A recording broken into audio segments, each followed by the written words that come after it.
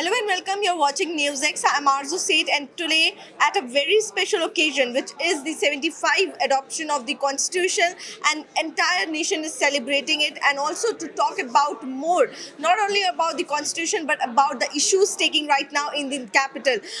If we say, in the country right now, the digital arrest is a menace and very common right now. People are facing a lot of problem and how they can deal with it.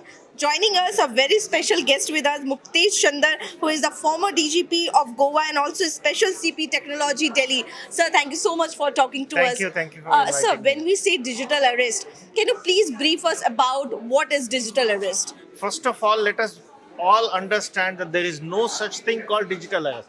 Okay. Is a popular name being given to a cyber fraud in the name of arrest, in the name of digital arrest. As per law, Indian law, there is no such concept.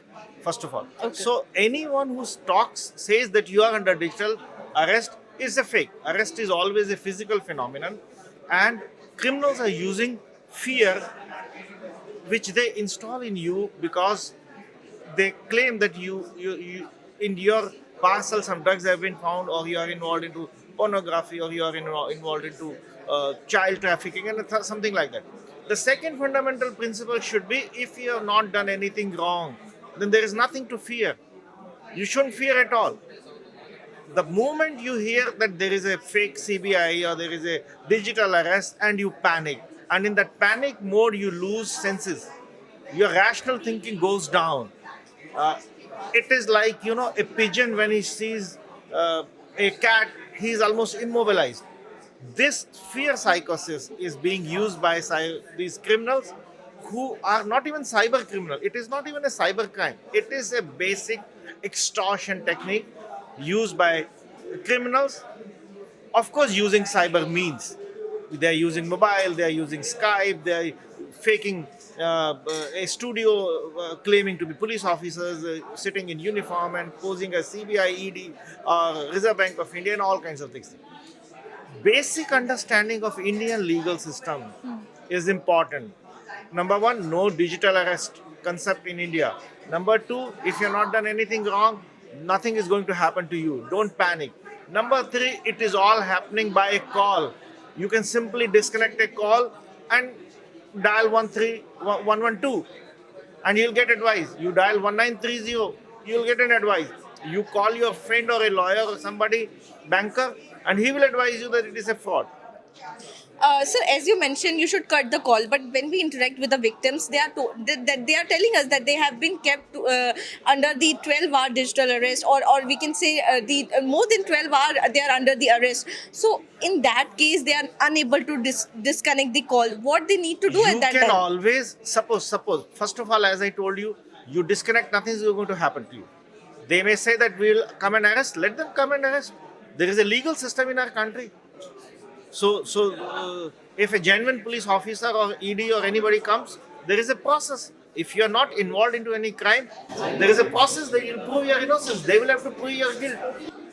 And sir, when we talk about what, And yeah. you can always say to these fraudsters, suddenly the light went out. My Wi-Fi got disconnected.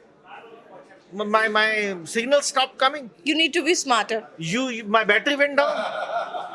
So in this during this time, they cannot physically pounce upon you. They cannot come out of that mobile phone and use that time to talk to somebody, take advice. Or if you are not have anyone to talk to, you just simply dial police 112. As simple as that. And sir, if we talk about, because And taking the same analogy, the cat is there, the pigeon is there, and it is immobilized. The pigeon could have flown right in front of the eyes of the cat, but he forgets because of that fear. The same thing happens with the human mind also. So be calm, control yourself, think rationally, and decide what you want to do. Call your bank, call your lawyer, call your friend, or call police. Somebody will definitely give you an advice that no, this is a fraud. And so when we talk about the cyber arrest, or we can say, the digital crime that is happening right now, how one can protect themselves, what measures they can take to protect themselves, is there any system that they can install, or what they need to do about it? First of all, don't pick unknown numbers, largely speaking. If anybody is saying that he is from Telecom Regulatory Authority and your phone will stop working or your bank account will be blocked or your credit card, talk to your bank, talk to your phone company. Then there are numbers which will tell you +92, +65, calls originating from +84. These are the numbers which are fake numbers. I'm not saying that only these numbers will come. It may be possible that it's an Indian number also. But verify that. Verify that number from your bank, from someone else. And then do not transfer money, because all this money, if suppose he genuinely believes that there is a digital arrest and now the money is to be surrendered, so the money should go into Reserve Bank of India's account as per their. But when you want to transfer that money, it is going into different bank accounts of firms which are fake firms. So even at the time, your signal should be raised that why am I doing this? Again, as I told you, even educated people, even legal people, even police officers, sometimes they get frightened to such an extent that their rational power of thinking goes down. And it is happens when you are angry, when you are in fear, when you are highly emotional, your thinking, rational thinking goes down. That's a human tendency. So calm down yourself, take a glass of water, cut the phone and think, and then take help. So when we say this, that they should be, calm and they should think smartly, there is another thing that the victims are telling, that they are not getting their money back even if they have been tracked. So who should be held responsible for that? Now that's a very genuine and very interesting question. The problem is that banks will not return the money on the pretext that it is you who have transferred the money because you shared OTP, you yourself transferred the money in your right senses, and therefore the bank will not take the liability. Number two, if the criminals are caught, the money is not there in the account because they will not retain that money in the same account. They will transfer it to several bank accounts across India, and ultimately the money will disappear. The best thing possible in such a situation is that as soon as possible, as early as possible, you should inform 1930 so that they can freeze those accounts. Like a golden period of 3 hours. As I said, as early as possible. The chances of recovery of that money will increase. The second thing is that police should arrest these people, and then maybe because they have cheated you, they will return the money as a bargain. But the problem is that this figure of returning of the money is, even though the criminals can be arrested, even though you freeze the account, the recovery is very less. I don't have official figures available, and they're not even available officially also. But with my experience of dealing with the cyber victims, I've seen that recovery is very, very less. Very, very little amount is recovered because the criminals siphon it off so fast by the time. And in digital arrest, the money keeps on going over a period of days. In cyber fraud related to investment or stock market or get rich quick scheme, it's over a month when you realize that you have been defrauded.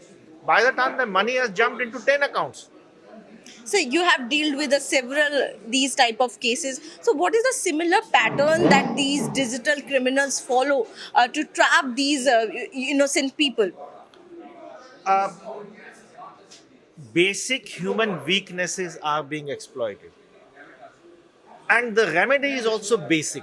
Very thumb rule uh, can be applied for your protection. You don't have to be digitally savvy. You don't have to be IT expert or something like that. First of all, greed. Greed is a human weakness. So anything which is too good, you must understand it may not be true. Invest 5,000 rupees and you'll get 10,000 next day. How is that possible? Why he doesn't do it himself? Keep on multiplying. The second thing is fear. As we discussed in digital era, it is fear. They may fake the kidnapping of your child. He may be playing in the playground, but they may say that yes, this is the photo, this is the voice, he has been kidnapped, and you get into that fear mode. So the second weakness they exploit is the weakness. The third weakness they exploit is lust, the sexual kind. In sextortion cases, in pornographic cases, these basic human, because a girl is saying hello and you see the pretty face, and you start a conversation, and slowly you get into that trap. That is also happening in the name of fake marriage, in the name of fake friendship, and things like that. So greed, fear, and the next is you want to help somebody as a human nature. So somebody will say, sir, I was in a hospital and by mistake I have transferred 5,000 rupees in your account. Kindly return that amount. He has not transferred any money. He has only sent you a fake SMS appearing to be from your bank that you have received 5,000 rupees. So out of compassion, he is sitting in a hospital, and by mistake you return back that 5,000 rupees and realize that no money had come in your account at all. It was a fake SMS. So this nature, human nature of helping somebody, even this is exploited. You remember that some story, Panchtantra story, where a horse, somebody wants to steal the horse, so he fakes as a beggar and say, I can't walk, give me your horse. So he sits on the horse and then runs away. And then the sadhu says, no, don't tell this story, otherwise people to public, otherwise people will stop helping others. Basic, bachpan ki kahaniyan type. The other thing is credulous nature. We believe in everything. Whatever is coming from WhatsApp, whatever is there on the YouTube, we believe in that. Even there are fake videos that sell Aladdin ka chirag. And you believe in that. Nag money. There is no Nag money. But still, you see a video, you just type Nag money in YouTube and there will 100 videos selling you the Nag money. So your credulous nature, your ignorance about the basic facts, that also leads to the fraud. And of course, not understanding the digital environment, not to share OTP, not to share your credentials, not to click links, basic cyber hygiene. If you're not aware of that, then also you will fall victim to these things. So exploitation of the human weaknesses, as I explained, and non-observance of basic cyber safety norms. Like, wear helmet when you're driving a two-wheeler, or seat belt. These are basic road safety precautions, and many people do not follow them, and they meet with an accident. In the same way, if you do not follow cyber hygiene, you'll be a victim of cyber crime one day. So the conclusion is that people needs to follow the digital hygiene as they use the several things like a helmet or seat belt to protect themselves from any accident. So this was a very insightful discussion with Muktesh Chander, who is the former DGP of Goa and also the special CP Technology Delhi. Sir, thank you so much for having such a grateful insight and giving such a views to the audience that are watching us. Thank you so much, sir. Thank you. Thank you very much. For more such videos, subscribe to the Newsx YouTube channel, hit the bell icon.